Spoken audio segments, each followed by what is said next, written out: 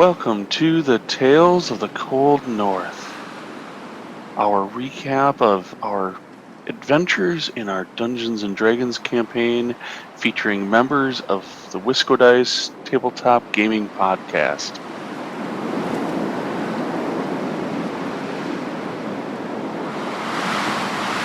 Welcome to the Tales of the Cold North.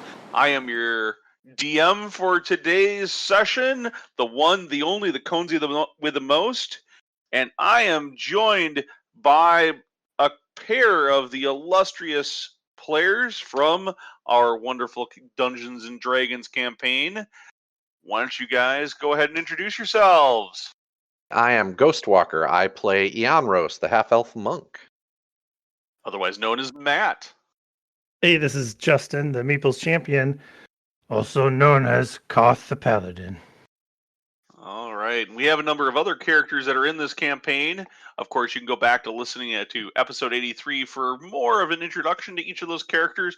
But we have Rika, the halfling druid, Swifty, the human mage, Lyndall, the halfling rogue, and Deacon, the half-elf sorcerer. This is episode 2 of the Tales of the Cold North, our Dungeons & Dragons podcast. Today is September 29th, 2021, and on today's episode, we'll recap all of our fun that we had through sessions 3 and 4 and the makeup session in between those. So let's go ahead and pick it up where we left off on that big cliffhanger from the previous episode. I am very interested in finding out what you guys are going to try to do next. All right. Well, thank you, Ben. In this session, the party found itself recovering from the fights with the two separate Verbigs, and now decided that with this big room with multiple exits, that we should probably protect ourselves and hide for a little bit and get a little bit of rest. So, like any good party, we found a little corner to hide in, slept with the goats, and tried to go on a rest. Unfortunately, that was not to be the case today. Not very long into our first watch, of course, the ogre that we heard so much about stumbled into our room. So here we thought the Verbig were probably the ogre, and no, unfortunately, that was not meant to be. So the ogre came in, as well as a polar bear that the party now had to deal with. Party was a little bit scared, I won't lie. There was a lot of concern because we hadn't had time to get spells back. We had really exhausted all our healing. But the fight went pretty quickly our way. We're able to finally get a little bit of sleep, though there was much debate amongst the group to really figure out whether or not it was really safe to sleep. But we're able to at least get a short rest in. Finally decided to do a little bit of the cave spelunking. And one room over, where the ogre was actually staying, we were able to find the missing Mead. So the party was excited. We actually were able to complete that part of our quest. Found the Mead that we could get on our way. Unfortunately, we very quickly discovered that the Mead was just too heavy. So two of us went back, and there was a broken wagon in the other area that Eonros and another character went back to work on fixing the wagon. The rest of the party, though, went a little bit deeper into the caves and were able to find what looked like a very well-built tomb hidden in this very rough-hewn area. So definitely some scary vibes, definitely some feeling of ghosts or undead in that area. They made the decision they weren't going to play with it right then, considering we hadn't really recovered completely. But then, found some other interesting things in the caves. Definitely a statue to a woman buried in water, but frozen. Party really debated a little bit, but then eventually decided that we would lick our wounds and head back to the town. Yeah, that really surprised me, that part, when you guys decided to lick off your wounds and run back to town with all of those other potential things you could investigate. Yeah. chose the better part of not exploring and returning to nurse your wounds. Yeah. Well, and that's one of those, does the DM just throw those pages out? But we marked that on our list of we're going to come back here, at least in hope that it hasn't been picked clean by the time we get back here. So At this point, so I will mention that this was the session that I missed. But at this point, what was the level of the party? What level is everybody at in this session? Were we 2 yet? You're still 2. everybody was level 2. We were at level this 2. point. Okay, so we were a little okay. I was thinking maybe everybody was still level 1, and that was what kind of had everyone spooked to keep exploring potentially. No, but you guys leveled after session 1, so okay. Yeah, I Couldn't think remember. the thing that really had everybody spooked was that we had gone 3 encounters back to back, and everybody was pretty well tapped out, even with having, I think maybe we got a long rest, but for some reason I want to say we only ended up with a short rest in the caves. Nope, it was a short rest. Yeah, the short rest was enough to recover a little bit, but I mean, Koth was damaged, Ianros was damaged. There wasn't a lot of heavy depth to hit points and spells, so we thought, let's go back to town. We can always come back. Yep. The party was dragging this wagon. We were able to, I can't remember if we set free the goats or we just hauled them back to town to sell them. But we did our best to get the goats out as well, rather than leaving them to starve and freeze to death in the snow. Made our way back to town and, went to the Mead Hall, and immediately were greeted by this, very gregarious dwarf by the name of Shandar Froth. He cracked open one of those mead barrels and was, from Ianros's perspective, this guy's a little shady. And he immediately starts acting like he's going to try to win the speakership. And while he's celebrating, I mean, you can tell he's trying to take some of the glory here and, win over the townspeople by spreading around this wonderful mead and things like that. So The previous speaker had been killed by the ogre who took the mead. Is that, as I recall, is that correct? Yeah. Yeah, he had been killed in the previous session, and so the party wasn't really trusting the guy. I mean, don't get me wrong. I'm pretty sure Rika decided that she would just go sleep in the corner, and wasn't super thrilled when we woke her up. But we're like, we're gonna go over to Olivessa's. We don't really like this guy. So we went over to Olivessa, ended up staying there with her for the night. But as we were leaving, we decided that we would leave behind 2 of our brave adventurers to at least help her out. I know I and several of the party members had encouraged Olivessa to run for the speakership. And she didn't seem too thrilled with that. But we left behind Koth and Deacon to oversee some of the things, make sure that the mead got back to where it needed to be, and at least kind of keep an eye on what was going on with the speakership in this town, because they seemed like good people. With that, the rest of the party, which was Lyndall, Rika, Swifty, and Ianros, we made our way to Easthaven. She was actually very keen on Koth becoming the speaker. The way it was related to me was that she, suggested that Koth potentially run for the speakership, and that the party essentially, wanted to let Koth, i.e. me, make that call. And so they also served as sort of a good reason to leave us behind in the town, since myself and Brian, who plays Deacon, missed that session. Yep, it worked out pretty well, and it only meant that we had to have people play your characters for about an hour and a half of the session before we got on to the next step. So that was a real nice way to smooth in-game, be able to take things that were happening and not force people to have to play characters who aren't there. That isn't always going to work out that nicely, but it worked out pretty well there. But the rest of the party was kind of hot on the heels of Targa's crew, who was going to Easthaven. That was why you were headed to Easthaven, right? Yes, that's why we decided that we couldn't really stick around and search the ruins. A lot of the party was actually a little bit. I want to say a lot of the party was a pretty split on whether or not we went after the Mead, anyways. So coming out of that, my character at least decided that the party seemed pretty split. Let's make sure we finish up and go after Targa and really get to Easthaven. Because the concern was if we delay too much, somebody's going to get killed in Easthaven. And we were already set to kind of chase this group down. Right.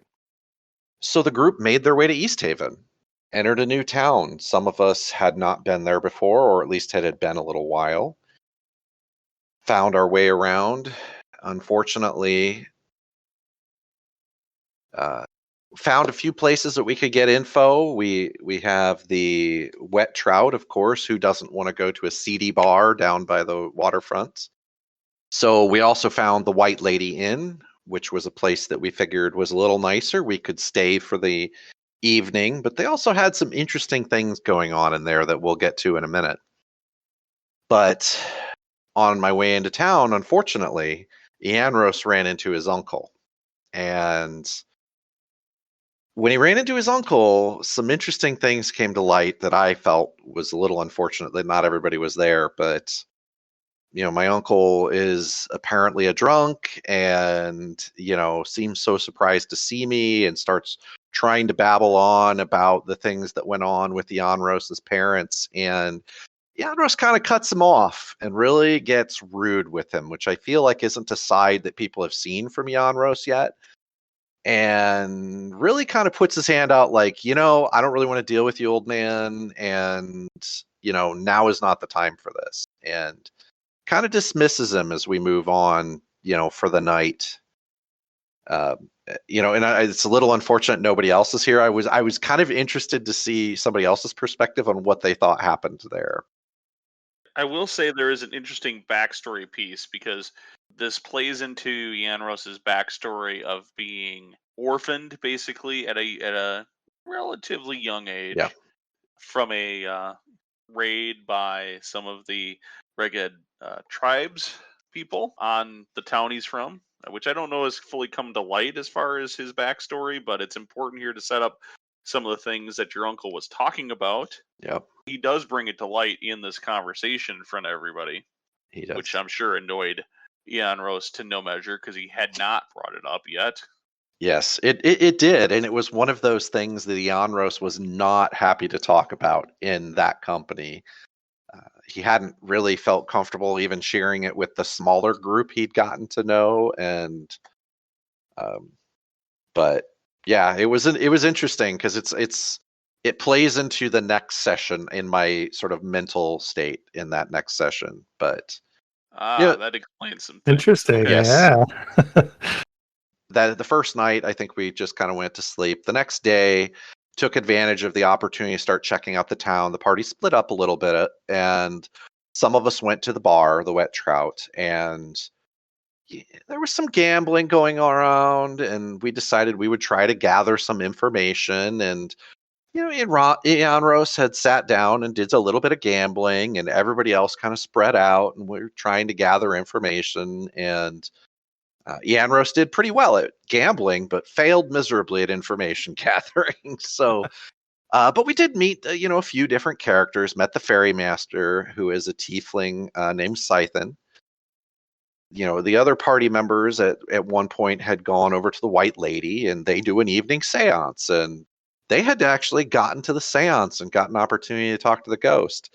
I was, my character was not there, but it was interesting because they suddenly got some deeper information, and you're left with that typical ghost type information. You get very limited access to information, and it kind of filled in some gaps for us. There were two questions, I think, that they asked. Do you remember exactly what the questions were?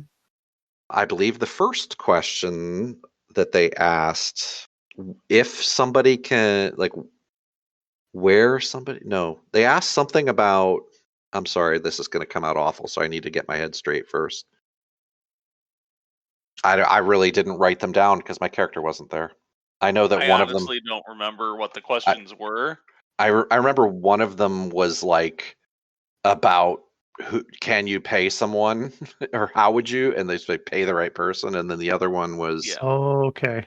like about The other one I thought Sefik. was who is committing the murders, The one with the meaning blue who is committing eyes. the murders of the Yep. So it was lottery people and the Yeah, the man with the blue eyes or the one with the blue eyes, they said.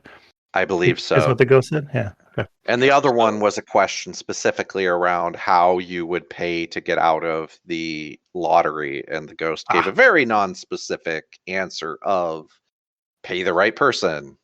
So God, that voice was Yeah. brutal. But I thought it was fun. It was really fun to the session, but then I went into a coughing fit after it. it was a lot of fun. It really added a lot to the session, I thought. But the party was a little bit lost at this point, but my character was not sure where they wanted to go.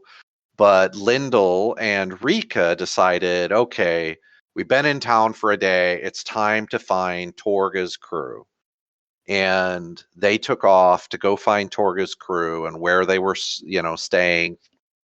And they were able to find them in the market area, but then tried to do a little bit of tailing, tried to stay a little bit out of sight, but failed miserably, and were spotted by Sefik, who is the guy with the blue eyes, who's been kind of our potential bad guy here for a while, and had a very nice confrontation with him where he did some interesting magic effects, appeared right in front of them, threatened them with if he saw them again, he would kill them, and then poof, basically teleported a very brief period distance away and then disappeared. So It wasn't so much a teleport as he moved very moved quickly. so quickly that it looked like he almost turned into the wind.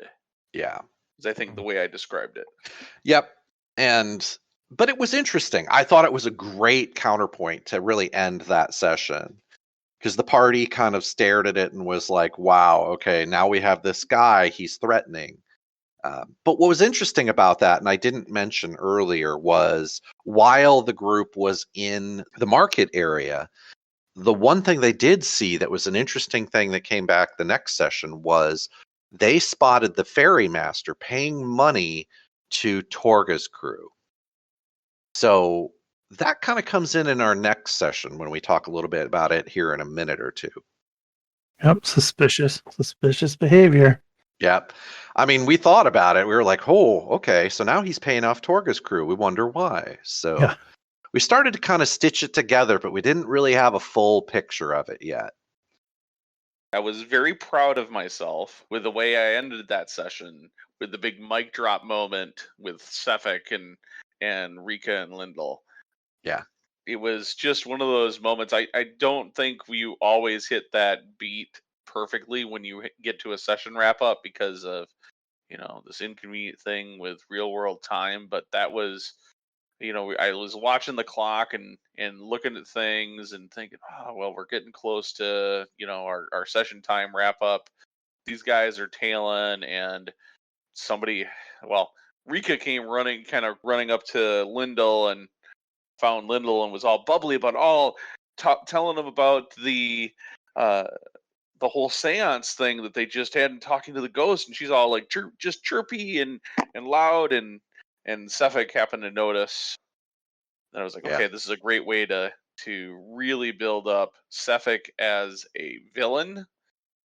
Allow the players that they give the players a reason to dislike this character a little bit more, but also start to because this is session 3 at this point that you've been chasing Sefik, so there's been some build up on this guy at this point. Yeah. I thought it was the perfect way to end that particular session. It was just that kind of, like you said, the timing and just where it landed was just absolutely great in that session.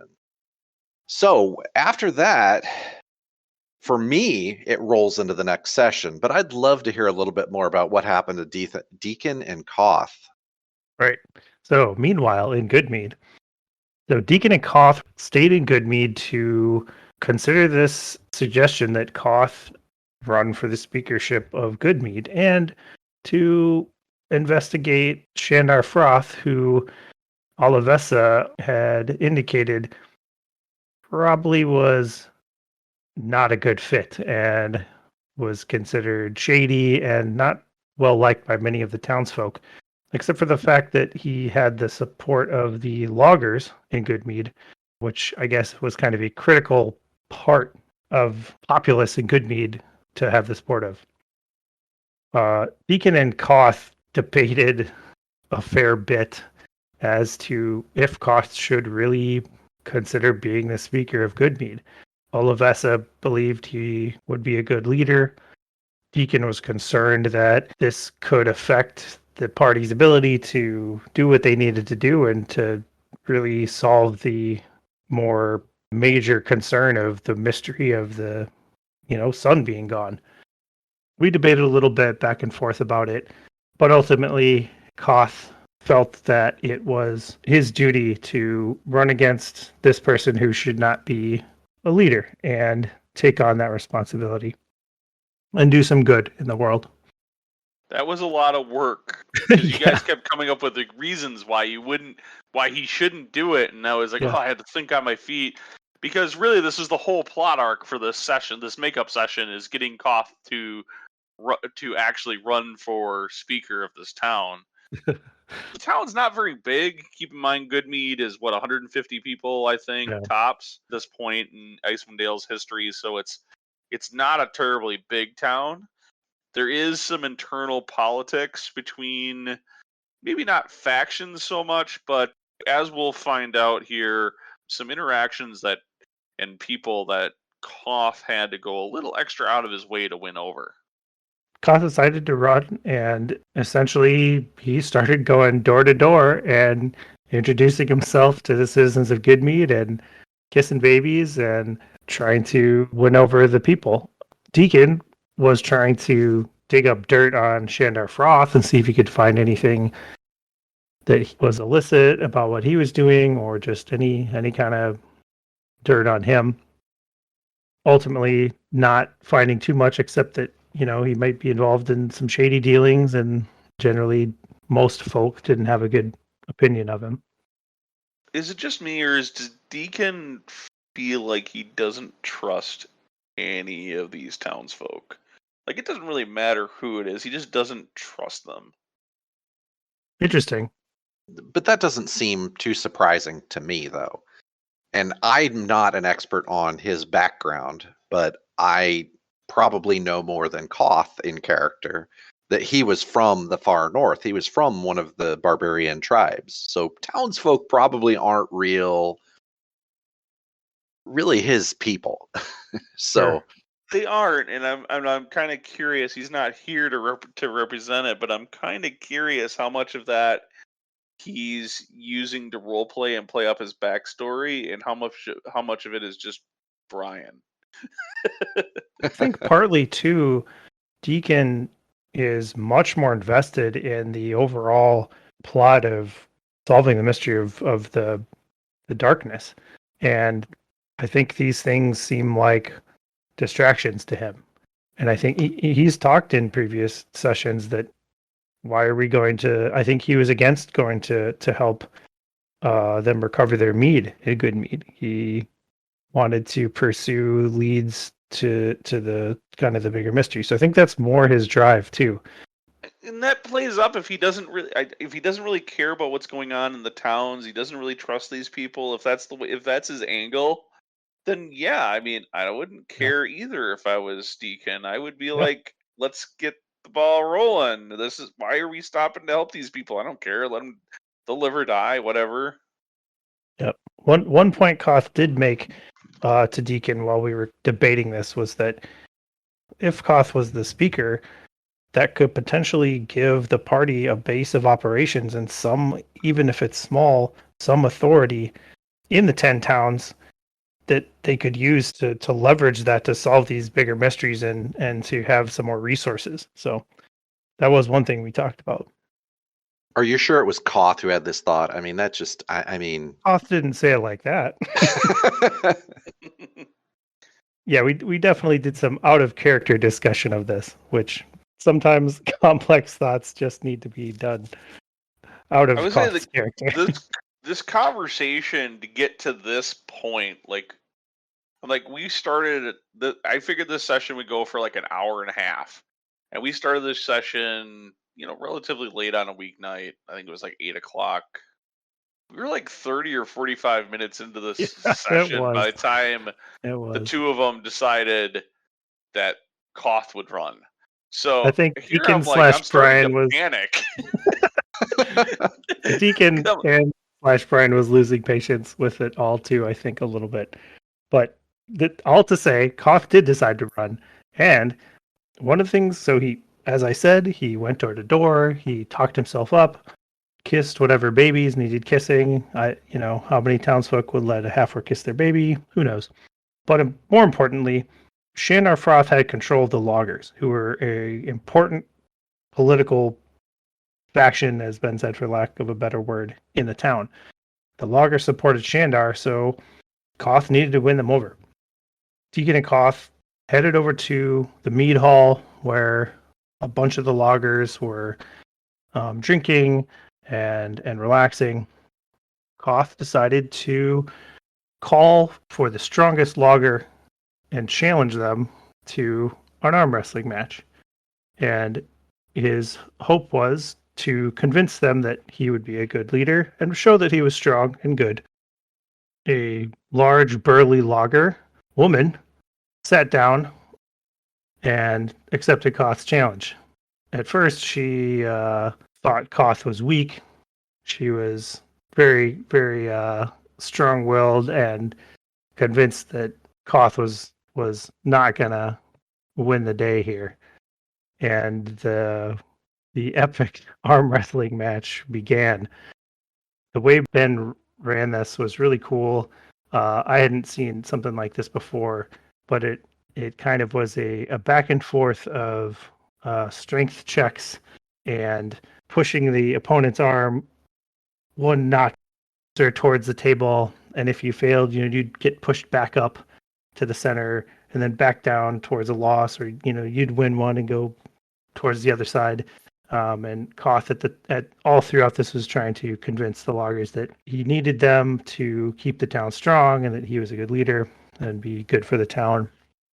So back and forth they wrestled, but ultimately, and perhaps even with some divine intervention, Koth won the arm wrestling competition with Sasha, the logger and potentially half-orc woman, to win the support of the loggers for his candidacy for speakership.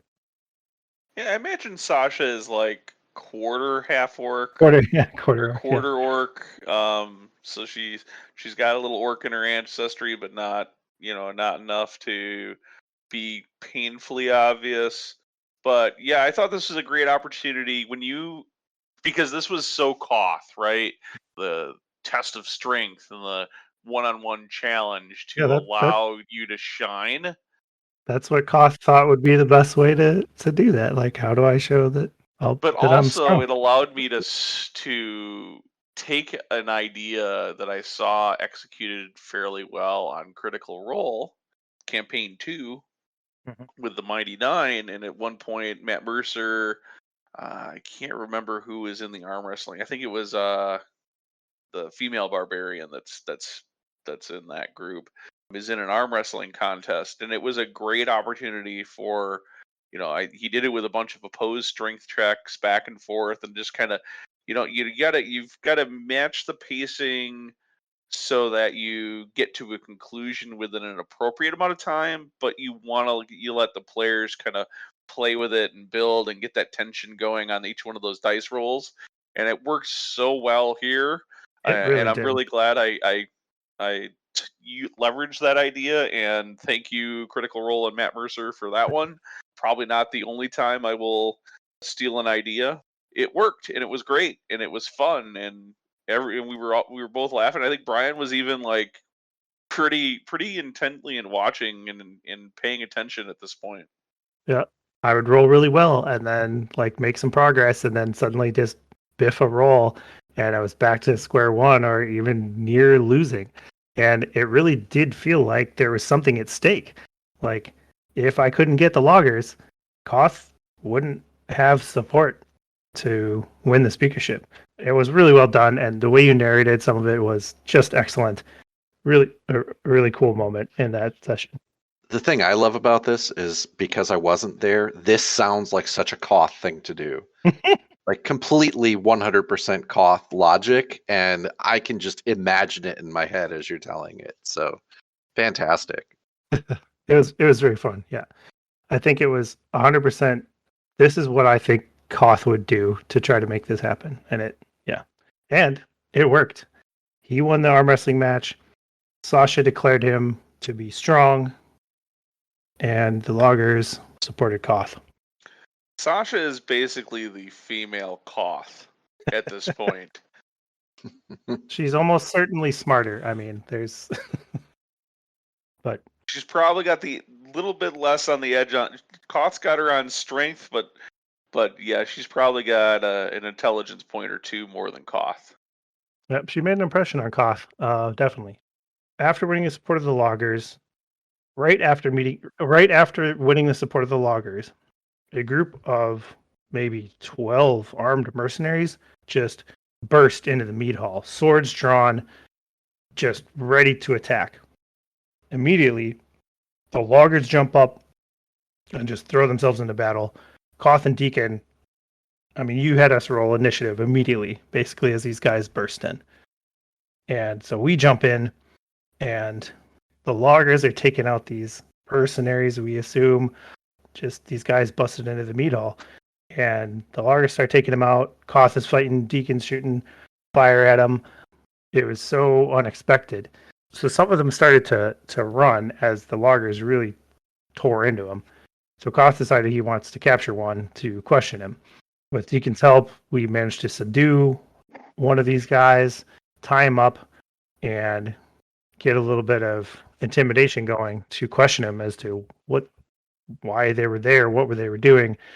And it was revealed that this group was hired to come and rough up the citizens of Goodmead in order to make Shandar Froth look good, because the idea was they'd come rough up a bunch of citizens, he would sweep in and scare them off, send them packing, and take credit for saving the town.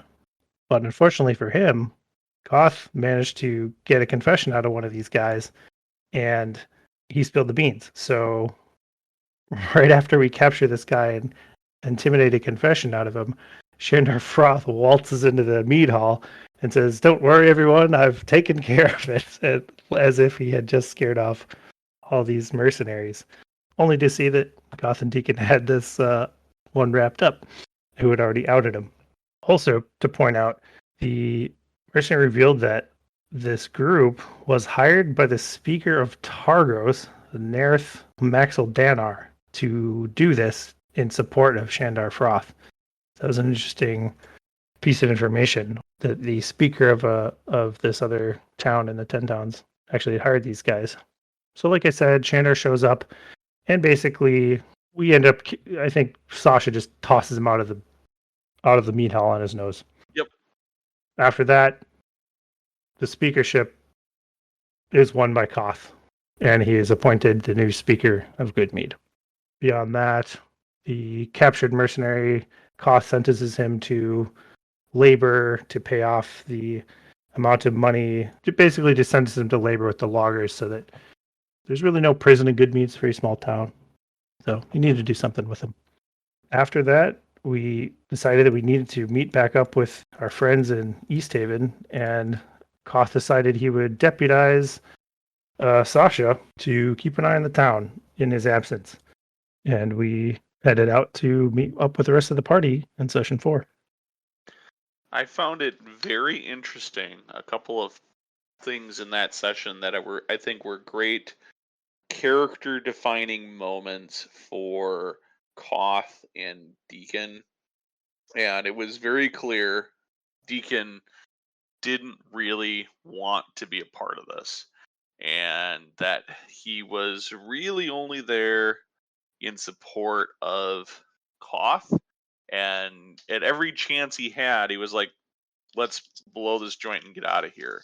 But Koth's sense of ultimately duty kind of drove him down this path, and I kind of suspected that's where you were going to go with it, but I wasn't 100% sure. And then the other point right at the end when you're laying, because this is Koth's first really official act as speaker now, is you have this thug or this bandit or this hired mercenary, whatever exactly he is, and he's confessed to this crime, and he, there was some active trying to kill, at least from your appearances. They were actively trying to kill these people here in the Mead Hall and in Good Mead, and you had to pass sentence on them. You didn't have the tools or the access or wherewithal to be able to lock them up. So the sentence that you came up with, I got the real sense right away that you didn't want to kill him. Right. For his crimes, that it wasn't murder worthy. I think that, right, no one had been killed in their attack, and that, as he confessed, was not really their goal. Koth might have felt differently if someone had actually gotten killed in their attack. Some of them had gotten, the loggers killed some of them, but nobody in the town had actually gotten killed, I think. Yep, no one got hurt, I think, barely. Yeah. A couple of loggers got some dings on them, but that's it. That played into it some, but you're correct. That Koth didn't feel it would be just to kill him.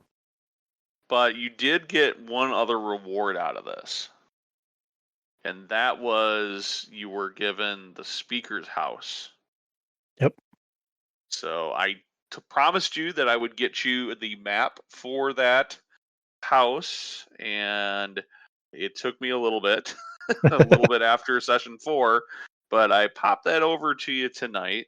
I just wanted to get your reaction to what you think of your new digs. Yeah, no, I'm looking at it right now. It looks awesome. So it's a 2-story house, not humongous, in sort of the classical wooden framed medieval style. The first floor is just simple with like a wash basin and maybe some crates or chairs. And there's a second floor with sort of some living areas and a bedroom and a hearth up there. Yeah, that's it's, I think, very fitting for this speakership of a very small town. But for Koth, I think it's practically a mansion. Yep, it's a little 2-story Tudor with the first floor is a stone floor. Yeah, it's probably housed animals at one point in its life, but now it's just kind of storage area, and then you go upstairs and it's more of a small livable area, which Yep. is really intended for one, or you might be able to hold up one or two, a small family in this thing in the second floor. We'll get everybody in there. We'll get cozy. Sleeping arrangements will be interesting if we have a 6-player party it's sleeping in this thing at once. But 2 halflings, they can go in this big chair. Both the of them. party has a place of operations, and you guys can outfit it or change the layout. I mean, I can update it on the map. I picked up a mapping piece of software today to actually draw it out and take the time. So I can modify the map or adjust it based on the furniture and whatever, so that we can update that as time goes by. Yeah. Awesome. So then we were going to roll into our 4th session. Now, one of the things I do want to preface this before we kind of dive into the details on this particular session is, Ben highlighted at the very beginning of this session, he said, hey, think about your characters, who you are, who you want to be. And I will be the first one to admit, I felt like I was struggling with Ianros' psyche a little bit in this. And it's not because of who he was, but Ianros was a very reserved individual. He doesn't really talk that much. I had this image in my head that he might occasionally pipe in with, words of wisdom and things like that, because he is, he's a pretty wise guy. But the thing I was struggling with is we actually have a lot of very good personalities amongst the players, and And so, like, we have some very good comedic relief. We have some, Reek is this bubbly, super hyper halfling personality. And then we have Lyndall, who is a sneaky, roguey style. He plays this kind of sleazy halfling very well. And Koth is Koth. But like then we have like Deacon and myself, and I'm glad to hear Ben say that Deacon kind of showed up a little bit more in this last session. But I felt like Ianros has just been kind of this quiet guy in the bottom, hiding behind it. But Oh, not in this session. oh no, and there was a reason behind that though, and I think what really helped me was when Ben threw my uncle into the last session. It was that kind of there's this darker undertone to the background of Ianros that you all don't know, and as we dig more into the sessions and it more comes out, I'll share more. But there's this kind of darker undertone to his background that is now exposed. And so he's very worked up about this. So he's got this stronger tone in this next session, I'll just say, compared to anything anybody's seen before. So I just thought it was really good timing, Ben, because you're like, hey, think about who your character is and how you want to present it. And I'm like, this is actually a transformational time for Ianros, because he has this vision in his head of I'm this monk and I'm very calm and whatever, but now his uncle has shaken that in him. And so he reacts not maybe the best way. So I will say this about that. Pick these little short things that I want to like focus on for each session is kind of, reinforce concepts, ideas, rules to make sure that we're clear. So, I talked about character death the one session. I talked about, this was more of a, hey, I want, where are you going? Because the more you can feed into the game, the more I can kind of feed off of it and give you some direction. But I hadn't done with the other characters at this point. I think with every other character in the group, I have now touched on their backstory. And Yanros was the last person that I got to their backstory to throw something into the game that helps to start tie it and bubble it out, just tease it out a little bit at a time as we build this narrative together. And because we only meet roughly once a month, the time difference between session 3 and now session 4, I had actually completely forgotten about dropping that piece, and it was right at the beginning of that third session for Ianros that it makes so much more sense now as we get into what happened in session 4. Hearing you talk about that, Matt, too, I definitely I agree. I shed some light on what happens. So as we started out session 4, I believe everyone except Koth and Lyndall, who essentially were still in Goodmead at this point. Koth and Deacon, excuse me. Koth and Deacon were still in Goodmead, but the rest of the party was at the Wet Trout. Essentially, the plan was to go and try to get some more information from Scythen, the ferrymaster who they had observed taking payment from Torga's crew for something unknown. Lyndall and Yanros, I think Lyndall approached Scythen first. In his, I don't know if sleazy is the right word, but in his slick, roguish way, tried to insinuate that Scythen had paid Torga's crew to get him out of the lottery. That was what the party suspected. Scythen did not take kindly to his accusations. He denied it and basically said he was paying them for some clothing because he was getting out of the ferry business and wanted to start a clothing business since everyone just needed warmer clothing now that all the rivers had frozen. He couldn't really make money as a ferry master anymore. Linda wasn't too successful at getting any kind of confession or information out of him. Yanros, at that point, stepped in as well to try to get some info out of this guy, right? Oh yeah, he did. Ianros went straight into intimidation mode this time. Yeah. I mean, it was he didn't really cut around or beat around the bush on this one. He pretty much went straight for the throat on this one and said, "Hey, look, you're going to tell me what I want." And so he he didn't. Let's just say he went with physical threats, but didn't actually rough him up too bad. Just kind of Yet. Yeah, there was This no poor guy. direct violence to the guy, but certainly threats. Yeah, intimidating tactics for sure. The whole table was like, I think when was this the point? I know, I think it was a little bit later. I won't. I'll tease right now. A little bit later, I think the whole table went little jaw dropped about what Ianros was doing. Yeah, But not quite there. I yet. was a little like, wow, he's getting a little more in the grill of this guy than I was anticipating or expecting. Yeah, actually, he went pretty hard on him at this point. Later on, he went after him in different ways, but yeah, this was the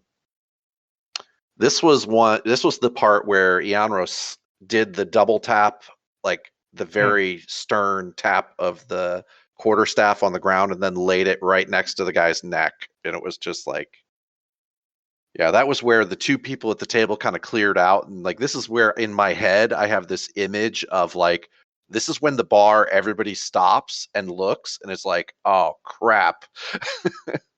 Yeah, definitely. Yeah, they all just slunk away, and you guys are just, well, you're looming over Sithin. Lindell, not so much, looming under him, I suppose. Halfling joke. Lindell rolled with this particularly well because all of a sudden I think Lindell was like, "Oh, that's how you're going to play this." Well, I've been around the kind of people before that are rough and physical and want to bully people for stuff, so sure. I think he ran with it pretty much the rest of the evening. Lindell Yeah. had some moments of dialogue with this guy that just was some great role playing, I felt like, from Jason. Just some of the dialogue he had of when he was getting intimidating with this guy. Really, really good. Both of you guys were doing a really great job. Just made it really sell the whole moment of intimidating this guy. I think you did at least convince Scythen to claim that he would cut off his dealings with Torga. Mm-hmm.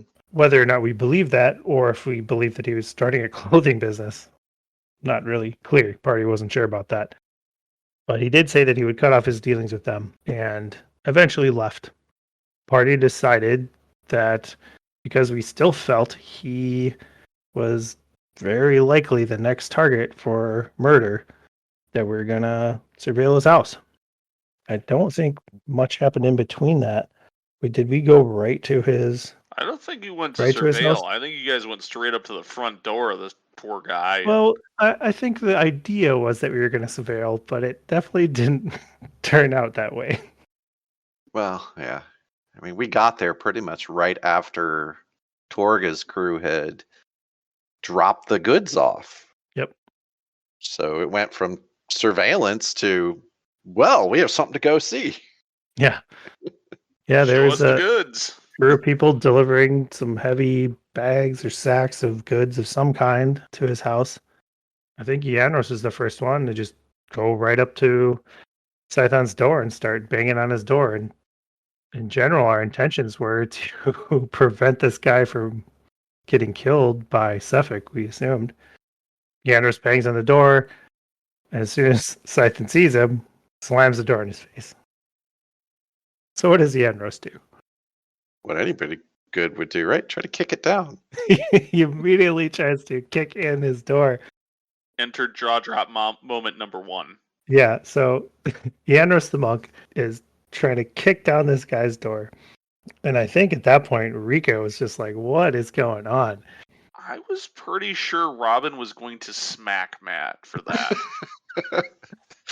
Like right there at the table, I thought there was going to be some spousal abuse because She had been saying throughout the session, she had been saying throughout the session, we need to go ask questions and question these guys. Or even she was arguing for going and questioning Suffolk directly and just asking him questions.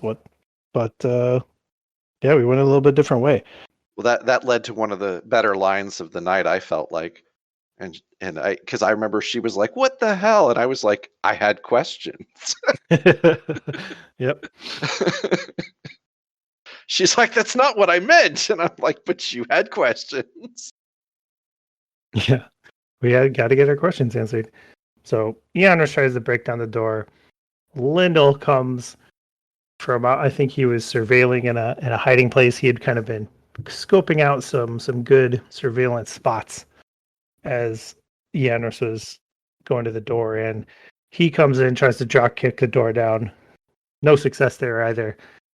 And I think at this point, Rika just decides to bail. She's like, I'm not doing this. I'm not having a part of this. And she heads back to the White Lady. She was just done at that point. In the meantime, Scythen actually escapes out the back. Yenros just runs after him. So he's just sort of running down an alley. Yanros is quite fast as a monk, so is able to catch up to him at least once. Did he got away from you one time, right? Yeah, he squirmed free of me the first time, so. Yeah, Yanros tried to grapple him Right. and didn't succeed. No, it was a very bad row. Scython starts calling for help, calling for the guards. Yanros is chasing after him. The guards end up showing up and stopping both Yanros and Scython.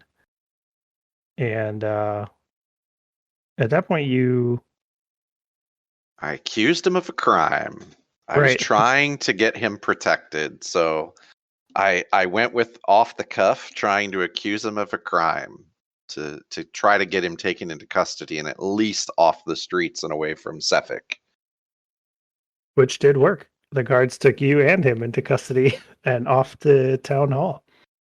Well, you were, I guess, I don't know if you're at town hall or in a prison nearby. You ended up meeting Captain Imdra. Yanros meets Captain Indra, and relates essentially the mission of the party to investigate the murders that have been happening in these towns for people who have tried to get out of the lottery. You let him know that we suspected Suffolk was the murderer and we've been pursuing him. Luckily for us, Captain Ginger had no love for Suffolk and the rest of Torga's band, and essentially kind of let you out with a warning. Told you to stay away from Scythen, stay away from his house. Ended up letting you go after you kind of explained what we were trying to do. I will say the player's reaction at this moment was classic for me, because like none of them is there. None of them's actually witnessing this occur. And everybody at the table's like, "Oh my God, you're going to tell them all our plans." And I'm just like, and I'm just sitting there listening to the whole group just be like, "Oh my God, I can't believe you're going to tell them everything." Yeah, there was definitely that moment. Like, what are you doing, man? Why are you telling them everything? This was great from the DM's chair because for the vast majority of this session at this point, I basically didn't have to do a whole lot other than play Scythen and be this poor abused guy. So one thing I did want to point out is Easthaven is in comparison to Good Mead, is a much, much, much larger town. So where Good Mead was like 150 people, here Easthaven is got a population of about 750 and is about the third largest town in all of the 10 towns. It's large enough that it has its own town hall, which is where Yanros and Sethana were taken. They were put in their own separate rooms under guard. It took a little while for the captain to show up and talk with Yanros. I think it was long enough that I was able to put him on pause and deal with what the other players were doing, which at this point was Lyndall and Swifty breaking into the now abandoned Scythen's house and rummaging through those bags, which were actually clothes. Yep, it appears he had been telling the truth about that aspect, and that he was attempting to start a new clothing business or sell clothing. I will say the classic for me was when Swifty and Lyndall then decided to rig the locks. That was awesome. Yep. That was like, okay, I'm not sure I follow this logic, but okay. We're They going to could make just it easier for the bad guy to get in and kill him later. there might have just been some general, we don't like Scythen, and if he happens to get murdered, okay. And that's kind of what I was getting the vibe of at this point. Yeah, it was kind of interesting to see where everybody went at that point. So, at this point, we're really the nice thing well, and understand, I mean, I know there's been a lot of talking here, folks, but this was probably what, about an hour and a half in. And at this point, our other two party members catch up because we decided for the night it was just best to everybody get some sleep. Rick had already bailed on us. I'd not gotten in jail, which was probably for the best. But we decided to get some sleep, and hopefully Koth and Deacon would catch up with us. So Yeah, we did some magic of time D&D, and and time and space. I'm like, Brian and Justin have sat there for an hour and a half very patiently, and a lot of times laughing because this was pretty ridiculous at this point. But it was like, okay, I'm going to, at this point, I'm like, I don't want to tell you when they're going to show up because, I wanted things to happen organically. But at the same time, like, hey, we got these two people that are sitting here. So a Yeah. third of the people at the table are not getting to participate. Let's just speed up the timeline and get to the good stuff. I'm like, nothing will happen to this guy this night because he's under watch, and you don't have to like completely baby it. So we got to that evening of the next day. Koth and Deacon Yeah. arrive. So we caught them up, got them up to speed with what we were thinking, and this was actually, I think, one of the times that the party was very decisive on what they wanted to do. Because before that, I would say before this session, Ianros was pretty on the fence on what the hell was the deal with Sefik. But, I think definitely Rika was more like, let's go ask him. And Koth was very Sefik bad. But, and we knew where Lyndall stood a long time ago. Swifty will do whatever. But I felt like it was pretty decisive. So we really went with a two-prong idea. Since I was already told, stay the hell away from Scythen's house, I figured since I hadn't been bodily threatened by Sefik in a while, I could go hunt Sefik. And Lyndall went with me, while the rest of the party went to stake out Scythen's place. So the good news is they got there. They found that there were actually guards at Scythen's place. There were two guards out front. And so we left. I got to the wet trout and figured out Sefik was there. And then the nice thing is when Sefik left, I was able to actually stealth after him. And it was actually pretty phenomenal rolls from my perspective. So, I think Lyndall I think he bailed at some returned. point I think you guys decided to have him return and warn the group. to warn the group because Sefik was on the move. Yes. And he was moving towards Scythen's place. I think he had wanted to point out like hiding places that he had staked out Yeah. earlier to kind of like, all right, here's some places we can hide that we can still be able to observe the house.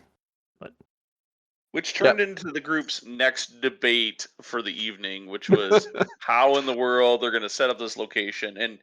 And fortunately for Ianros, he made a absolutely critical role in that stealth role to keep up with Sefik and pretty much stay out of line of sight or out of sight, so Sefik didn't really notice him. Because at this point, it's pretty late in the evening. we're talking, in my mind, we're talking about midnight or so. The streets are pretty empty. I mean, this is only a 750 person town. There's not much for businesses, and a lot of the people are, in their homes trying to stay warm because don't forget it's negative, probably about 40 degrees out right about at this point Yep. in the game, and the players back outside of Scythens are sitting there debating, and I'm like, okay, Yeah. if this keeps up, we're gonna be talking about what to do for another 45 minutes. So I politely interrupted. Yep. Nothing like a couple of ice daggers to be polite and make your point. And But and Sefik entered the scene. the thing I really liked about it, though, was it made perfect sense to me how the combat kind of rolled, which Sefik is a very smart guy. Now, I've seen so many times, in this case, I would say the party was in a bad spot. They were too busy arguing with each other about what the hell they were going to do. So Sefik had the drop on them. And I'm sure we watched some stealth rolls that when he first showed up. I don't think he saw us right away. But you guys were kind of huddled together bickering. I don't think there was much for. Did we not do? There was not even a stealth roll involved at this Okay. point. I'm just like, he walked up. No, you guys are bickering. You're not trying to hide or be stealthy. Fair enough. You had done some stealth rolls initially, but then you started debating. And I'm like, there's no way he's not going to see them behind the wall. But the nice thing I felt was his opening salvo, because he saw the party and he was like, there's the two mages. And he went straight for them. And he just about dropped them. It was impressive, to say the least. So, here we are, our two magic users who are by far heavy hitters, and he pretty much nailed them right out of the gate. I believe Rika actually got to act first and threw a thunder wave at him. He managed to save and just didn't get knocked back or anything like that. Yep. He was able to respond to that. And then, as you said, I think, was it Swifty he attacked next? He went Swifty and Deacon. Yep. So he had two daggers, and he threw one at Swifty and one at Deacon. But it was an impressive first salvo. But I mean, the thing that I thought was great about that particular fight was that we were just pouring on the damage. Like, I felt like Koth got in his face right away, dealt out decent damage. My character dealt out decent damage. And then that first round realization of what's going to happen, which was, oh, he's going to heal. And then, even though we'd kind of surrounded him and the party was positioning themselves to really lay it on the hurt next time, then he's like, oh, and now I'm going to flit to this other area. So there's definitely magic going on here, and he's magically healing. And suddenly we're like, oh, this is not going to be a simple fight. So what started as this, he had a pretty heavy salvo, but I felt fairly confident on our positioning in the first round, suddenly turns into this, oh crap, moment. We put in my a mind. lot of damage on him, and we had two guards. Maybe one of the guards jumped in right away, but we had essentially it was almost 7-on-1. Yeah. And we put a lot of damage on him, and then he just speeds away, heals, and is barely hurting. So it was, we knew we were in for a tough fight.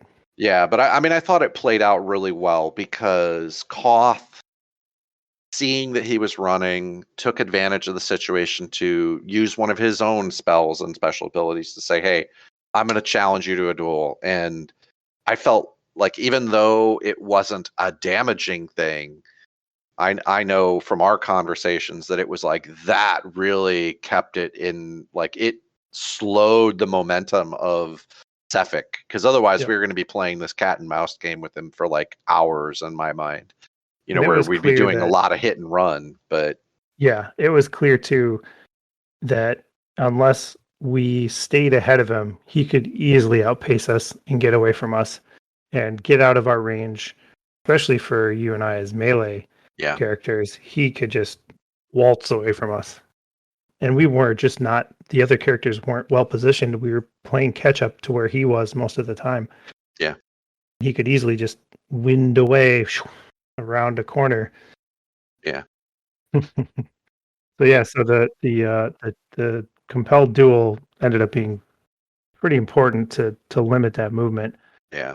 Well, I mean, the other thing that was really helpful is Swifty went with Tasha's hideous laughter. Oh, that's Oh my right. gosh, that was awesome. We But got a whole round and a half, maybe, of him prone on the ground while I we're believe all so, around and him. he Yeah, still didn't look like he took too much damage. But no. the funny thing in my mind was that, and something I want the the people listening to bear in mind too is we started this with the idea that we really wanted to capture him. We wanted to take him alive if we had an opportunity. Yep. So we're kind of pulling punches at the beginning. We kind of handicapped our mages. They were not firing full bore on this guy. So, they're not really kicking out their best spells and trying to lay the damage on him. So Yeah, we're you and I doing as both were much. trying to, if we had the option, make sure we were trying to deal non-lethal damage if we ever were to push him over Yeah. the edge. Yeah. But yeah, we did a little bit of cat and mouse. He had some good rolls. He had some bad rolls. Eventually my character just kind of reached this decision point and said, this is a long battle, and Sefik takes off. I think he finally succeeded one of his rolls to get away from your duel. Yep. And I just screamed out to the party when I hit my turn. I just said, drop him. And I got up to him, did a little bit of damage, but then Lyndall, got to give the rogues credit where credit's due, and he comes out and drops him on the spot. So, but it was a really As he was awesome looking, fight. it seemed he was near escape. He was running away back toward out off the map. It seemed, and Lindo was able to take this final long shot and just nail him. I mean, but it's definitely, I mean, from a setup perspective, the nice thing is we had like Ben was talking about, we've been building towards this confrontation with this guy, and I felt like the confrontation didn't really disappoint. Oh, I mean, no. I got a little frustrated because I was like, "Oh my God, we can't do these things." But the reality for my, from an out of character perspective is this guy's supposed to be hard. He's Yeah. not supposed to be just walk up and slaughter him, and he's the big baddie for this for first sections of things. And so I thought it was a pretty good epic fight from that perspective.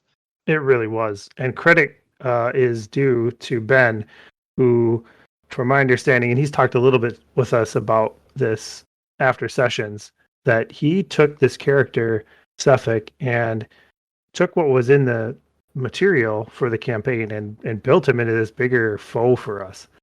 This isn't necessarily as written way the character would work in this campaign, Rime of the Frostmaiden. You do a little more with this guy, Ben. He's such a great character, I think, to play with because his role in the campaign is to start to set up and give the characters this something that they can maybe find some tangible information out about why the world is, why Icewind Why Dale is covered perpetual? in darkness. Mhm. He's somehow maybe potentially linked to the Frost Maiden. He says so himself in an earlier session, saying, why isn't he clothed? Well, it's because he was bored on Midwinter's Day, right? He Yep. tells you this. So there's this buildup that maybe he's somehow linked. Yep. I don't think you truly found out anything specific, but when he died, remember there was the Yep. He coming had out this. of his pores and orifices was this blue mist that Yep. then dissipated, after a moment. So It was an interesting encounter, a great build up, and one thing I'll say about the actual encounter itself was that this is where so many times when you do things like theater of mind, or even if you do some basic draw some squares or something on a grid, that gets lost, and that is the full three-dimensional element of building. So I had grabbed a few of my old fantasy buildings that I have and laid them out over the top of my just basic grid in a way that it looked like a street, and let everybody know where Sithin's house was, and kind of set them up, where they were having their conversation at the start of this encounter.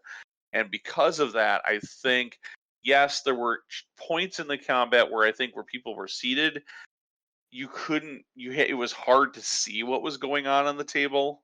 In fact, it was hard at a point for me as the DM because of where the miniatures had maneuvered, but it allowed for this, like, well, where did he go? Where is he? What's he doing? Where is he? Running between buildings and leveraging the terrain as part of the combat that made this boss fight as epic as it was. It wasn't just the fact that Sefik was a big bag of hit points and that could regenerate, but the fact that he's darting between buildings, and oh crud, that you can really visually see that you don't have line of sight on this guy anymore. Like, I can't see him. He's out of sight. Like, those things became big factors as this combat progressed. No, I thought it was great too, because then even the players were leveraging that to their advantage. Like Lyndall was like, okay, I'm going to climb on top of Sithin's house. He's like, I'm going to get on the roof because then I can get line of sight. So he was like, the players were beginning to look at those 3 dimensions and be like, okay, I can't keep up with him, but if I can get line of sight, I can keep doing something. So it was interesting to see how the players played with that 3-dimensionals too. It really helped build a feeling and a visual that this was happening in a real place too. Mm-hmm. More than maybe even just 2D, flat building tiles or something might do. There's a point where Sefik dashed away from us, got away from the compelled duel, and made a beeline towards Sithin's house. And that tension of, like, he's right there, like he can get into the house. And we knew that the locks didn't work because we had broken them. And so just that tension of watching him being right there, just about to get into the house, was really great. Hats off to you, Ben. I mean, having the models and the 3D stuff is always adds, I think. All right. Yeah, the great part was I didn't have to do a whole lot of prep work or creation. I just literally grabbed a couple buildings out of the back room and put it on the map and was like, okay, let's go. Worked great. Yeah. So, question I had for you, Justin, what do you think were the role-playing highlights out of these couple of sessions that you had? Yeah, I mentioned a little bit before. I think when you and Lyndall were interrogating Sithin in the wet trout, there were some, like, moments of dialogue that you guys had where it's like it felt like you had written something out as dialogue for this role-playing game and were reading it. It was good. I was totally into it. You were getting in this guy's face. And now that I know that you were also driven by some of this other stuff going on with your uncle, your attitude and your aggressiveness makes even more sense. But either way, both of you guys had some role playing there. And when you went to go to his house and you're trying to kick down his door and kind of intimidate / plead with him, hey man, we're trying to help you, like, let us know this information. Really good stuff. Also just wanted to mention Swifty, the wizard, is a fan of Tasha's hideous laughter, and every time he casts it, he shouts out to whoever he's casting it some kind of terrible pun or joke as he does it. It's hilarious and really good. Just finding, some quirk of his character to bring into the game. Really like that. Yeah. I think it fits Sean and his play style because he's almost the comedic relief. Yeah. of the whole group because he's quite often making little quips and jokes anyways. Right. And it's to a point now when he casts it, he lays out the joke, and I'm like, okay, what's the DC? What's my Yep. spell? Yeah, you know what? What's He the spell doesn't say save? he's casting it. He just tells the joke, and then you ask for the DC. Yeah. It's so He good. he is really a great counterpoint, I think, to Ben's thing, where it's like other people can be more serious characters, and his character's never serious. He's just like, he's all about just the comedic relief, and I think it's great. It's always nice to have that in the party. I think for me, the two that always really draw it out for me is and I full transparency, Rika is my wife, but she has these.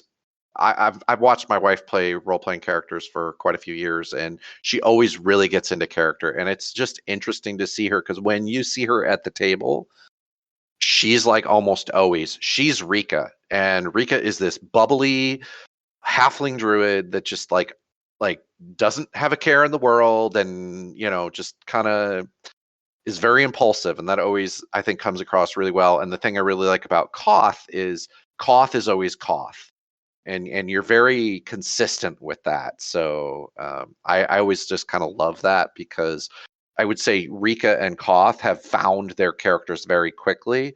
I mean, I think Lyndall is very good too, but his character is good in different ways. You know what I mean? Whereas like Rika's kind of over the top, Koth is a little over the top in their way too. So Yeah, I'm excited to see how your character develops, Matt. I think you found some interesting avenues, like different aspects of Yanros to kind of bring out, which was really cool. Like you said, I think prior to this, you were a little more. Yanros wouldn't talk as much. You would talk as a player, but in terms of like Yanros, having a distinct personality, definitely came out more in this session than I've seen, and that was really cool. yeah. All right. So one of the last things we usually talk about is game learning points. So Ben, what do you think is a good tip for people? So this is where I'll chime in with my DM's tip for the day. Yep. My DM's tip was all about speeding up combat, and I dropped that one at the beginning of session 3. Yeah. When we did the combats in the previous session, in session 2, with the Verbigs, it was very slowed down. It was very much a group think about player character actions, and things started to bog. And with 6 players, if everybody starts doing this, instead of being able to get through a round of combat very quickly and keep the pacing nice and fast, it becomes a problem. But even with 4 players or 3 players, it's something to be very respectful of. And so I had given a speech about that at the beginning of the session 3 about, combat rounds are 6 seconds. Really, you don't have time to group think or debate these things. When it's a character's turn, let them state what their actions are. Everybody else needs to be patient and quiet at the table. Let them do their thing. And if what they do maybe isn't the most optimized thing, but it's what their character would do or whatnot, that's how the game should work. And that creates situations which help tell the story. And everybody bought into it. And from session 3 on, when we did get combat encounters, they snapped along much faster and much cleaner. And when we got to the Cephalic fight, because that went for four or 5 rounds of combat, compared to that second Verbig fight that was like 3 rounds of combat, Mm-hmm. it was the same amount of in-game time or in real-world time that it took us to play them. And it really was that buy-in from the group that, it is actually more enjoyable if I just let people do what they're going to do, Mm-hmm. and I get to do what I want to do faster and play, right? And I think combat is such a big part of Dungeons and Dragons that when you do it right and it's done well, it's actually keeps the pace and the speed going appropriately. You can master that with a larger group. It's super fun. So Yeah. that was my big tip, and the big thing that I can take away is, from a player's perspective, know where you are in initiative order. Be ready when it's your turn. Don't group think every action, and don't worry if you're gonna taking the most optimized action. Think about what you're doing in this moment. What would your character really do in this moment? Is it whip out their sword and dash into combat, or is it hide behind a crate and take a bow shot? What are those things that you're doing, and then just snap it. Bing, bing, bing. This is what I'm doing. I'm gonna give a real quick description of what I'm doing. Roll the dice. DM tells me, what it did in the narrative, and boom, next player. I think that's great advice. I mean, I think to support that, one of the things I noticed this last couple sessions was, take a little bit of time to really learn your own abilities. Every time you get a new level, take some time, really learn what those things do. Take a little bit of time, especially for combat, because I feel like combat is the thing that will really eat up a lot of time. Learn some of those abilities. Like, what is it to grapple somebody? What is it to do this? You don't have to learn every fine detail of every single piece, but take a few moments to at least understand the basics of some of those core combat things, having to stop for 5 minutes to look it up and debate it.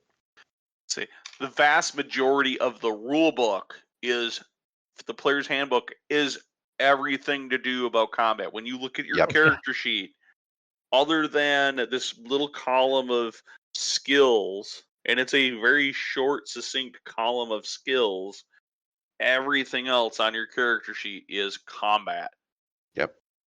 So it's a big deal, and knowing your abilities, it's a really fun, and it does play into that speeding up the combat. It does play into that speeding up situational things. Potentially, even if you're a spellcaster, well, where and when are those combat oriented spells, or those role playing spells really useful to use? So I don't have a tip per se, but an observation that maybe we can think about a solution for, come back to as here's what we did and turn it into a tip. You mentioned some bickering that we were doing at one point when we were trying to stake out in front of Sithin's house. And I think we have, as a group, a bit of a tendency to have these debates sort of in an out of character fashion. Maybe it's we're trying to optimize, maybe it's we're trying to share information just as players. And I think it can have the same effect as slowing down combat, where we're not really driving the narrative, the story in the debate. And I like that you, Ben, will bring that into the story by saying, you know what, the characters are sitting there bickering, so I'm going to have something happen. That is cool. And I like that even our quote unquote out of character actions can have an effect on the game like that. What I was thinking about when you were talking about that is, how can we have those kinds of debates, maybe do them quicker, but in a way that drives story narrative, or do it a little more in character, or a little less metagamey maybe. So that's just something I want to think about for the next time we play, and think about how I definitely contribute to that, where I want to start thinking about things as a player instead of as a character. What can I do to use that as a in-character debate to drive the story instead of slow down the game by just talking as players or something like that? It is certainly a challenge when you have 6 players in a party, that this is almost inevitably going to be something that happens. I actually watch it happen on Critical Role. I happen to have watched it happen in other D&D groups that I've watched over the years, when there are a significant number of players at the table. And we are blessed with a number of not only 6 players, but players that are very vocal in what they want to do, or what they think a situation, what the best tactics are to do, what the way they want to interact or react to that particular scenario that I put in front of you. And at some level, it is very okay. Certainly, I thought it was very important to allow you all as a group to try to come up with a way you wanted to set up and be prepared and plan for this encounter with Sefik. It's something we've been building to. I thought it was very important, but it was not something where it was, oh, hey, we're going to spend the rest of the night. And so part of I think the job of the DM, and it's the job of the players too, right? You need to police yourselves, but it's a job of the DM to help set that pacing when we start to go off the rails. And it was great from my perspective because I wasn't being an active participant of any of those times where things started to go off the rails. I just, I'm sitting there just listening away, like, okay, we're having this great conversation at the table, things are going, I look at the clock a couple of times and then go, oh, I need to move things along, or we're going to be looking at this map and table setup in 4 weeks and starting that session with the exact same debate all over again. Those are the kind of things that I do behind the screen, and you're right. I do try to drive it. It's important that the players do it as well. And who knows, that might be a future DM tip where I come up with some tips for you guys on being able to deal with those situations. All right. Well, this has been a great conversation, folks. I'm glad we can kind of share some insights for people. Any final words before we sign off on this episode of Tales of the Cold North? Just remember, your DM is not your enemy. We're all here to be friends and have fun together at the table. So let's get together and roll those dice. Thank you so much for listening. Make sure you leave a review of this show wherever your favorite place is to find podcasts. Oh, and by the way, give us a like on our Facebook page. And don't forget to follow us on Twitter, Instagram, or Pinterest while you're at it. If you haven't looked recently, make sure you catch up on the blog at wiscodice.com. Hey, Brian, what's that site? Oh, darn, I forget. Justin, what's our website again? Wiscodice.com. That's right, it's wiscodice.com. And until next time, everyone, peace out.